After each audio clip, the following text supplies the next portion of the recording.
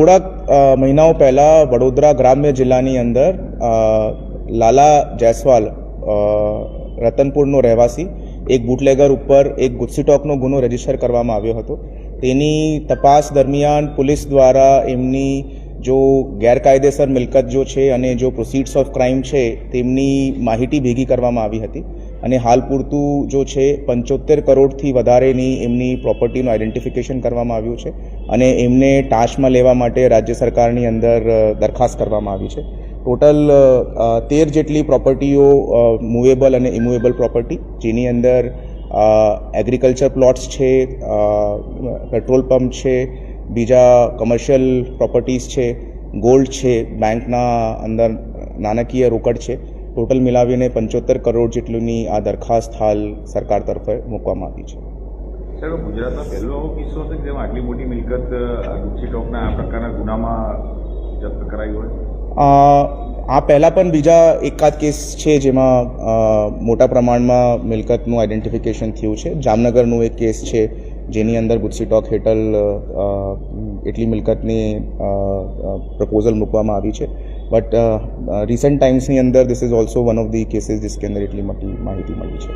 બેંકમાં જે બેકગ્રાઉન્ડમાં તો અત્યારે તો મિલકત ફ્રી કરી છે, પણ એ કરવાની ફરજ એનો ઇતિહાસ શું રહ્યો છે અને કયા કયા મોટા ગુના છે? આની અંદર અગર જોવામાં આવે તો મોટા ભાગની અંદર ઘણા વર્ષોથી આ બુટલેગિંગના ધંધાની અંદર સંકળાયેલો હતો.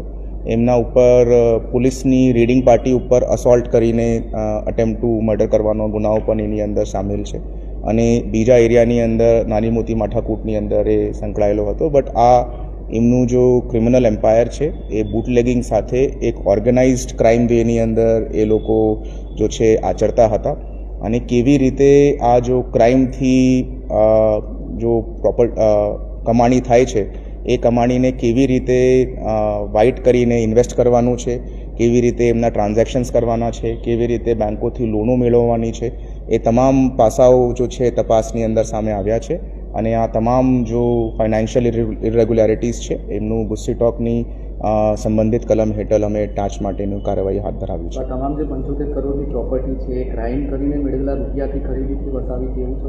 यस, मोस्ट ऑफ द हम लोग इसको प्रस्थापित कर पाए हैं कागज़ के ऊपर कि भाई जो नाणकीय व्यवहार है वो किस तरीके से फ्लो करता था.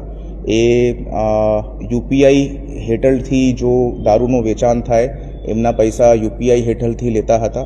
પછી એક બિઝનેસનું ફ્રન્ટ બનાવીને એની અંદર એ બિઝનેસ ટ્રાન્ઝેક્શન તરીકે બતાવતા હતા અને પછી એ બધા પૈસા એક બેંક એકાઉન્ટની અંદર એકત્રિત કરીને એમના દ્વારા પ્રોપર્ટી ખરીદી હોય એ તમામ પૂરેપૂરી ફાઇનાન્શિયલ ટ્રેલ પોલીસ દ્વારા પ્રસ્થાપિત કરવામાં આવી છે.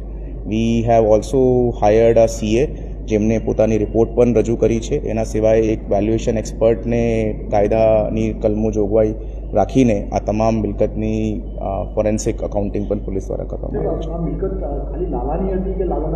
છે. પરિવારના જો આ કેસની અંદર 5 આરોપીઓ બન્યા છે એ તમામ લોકોની અંદર કોઈ પ્રોપર્ટી એમના વાઇફના નામે છે, કોઈ પ્રોપર્ટી એમના સનના નામે છે. જો અમારા ગુનાની અંદર જેટલા આરોપીઓ છે તે બધાના ભેગા થઈને એ ફેમિલીની એટલી બધી મિલકત સામે આવી છે. અને પેટ્રોલ પંપ પણ છે પેલું મિલકતમાં, તો આની સામે આટલા બધા ગુના હતા તો 2022માં એના પેટ્રોલ પંપને પોલીસ તરફથી પોઝિટિવ અભિપ્રાય કેમ આપવામાં આવ્યો? એની કોઈ તપાસ થશે ને એમાં કોઈ કસૂરવાર હશે તો કાર્યવાહી થશે? એ અમે અત્યારે ચેક કરાવી લઈશું કે કદાચ પેટ્રોલ પંપની અંદર કોના નામે એ લાયસન્સ આપવામાં આવ્યું છે અને શું એમની અંદર કાર્યવાહી કરવામાં આવી છે. That we will identify. આપને પ્રેસ નોટની અંદર આ બધી જમીનો જો છે તે આપી દીધી છે. ભાઈ પેટ્રોલ પંપ હોય તો એ કોમર્શિયલ એક્ટિવિટી માટે છે, બાકી જો જમીનો છે તે ખેતીલાયક જમીનો છે. ક્ષેત્રફળ સાથે લખ્યું છે પ્રેસ નોટની અંદર, એ અમે we will share those details with you. કોઈ ઇન્વેસ્ટર જેવો કોઈ ખરો કે આની જોડે કોઈ? નહીં, હાલ પડતું કોઈ બેકગ્રાઉન્ડની અંદર બેનામી ટ્રાન્ઝેક્શન હોય કે બેનામી પ્રોપર્ટી હોય that has not come to the light. અત્યારે લાલા અગ્રવાલ સહિત કેટલા આરોપીઓ છે જે જેલમાં છે? એક આરોપીને જામીન મળી ગયા છે જો સીમા કરીને એમની વાઇફ છે.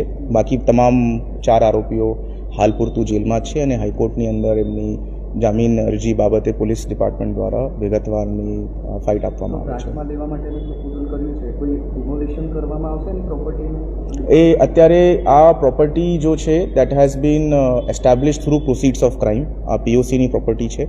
અગર કોઈ પ્રોપર્ટી ગેરકાયદેસર હશે, જો ત્યાં કોઈ નિયમોનું ઉલ્લંઘન કરીને બનાવવામાં આવતી હોય તો એને અમે પછી ડેમોલિશન એમનું કરાવશું. આટલી બધી જમીન ખરીદી છે, ખેડૂત હતો કે કેમ એ અમને તપાસ એ બાબતે અમે કલેક્ટર સાહેબને લખી દઈશું કે ભાઈ અગર એ ખરેખર ખેડૂત છે કે કેમ, and he will do the નીડફુલ from his office.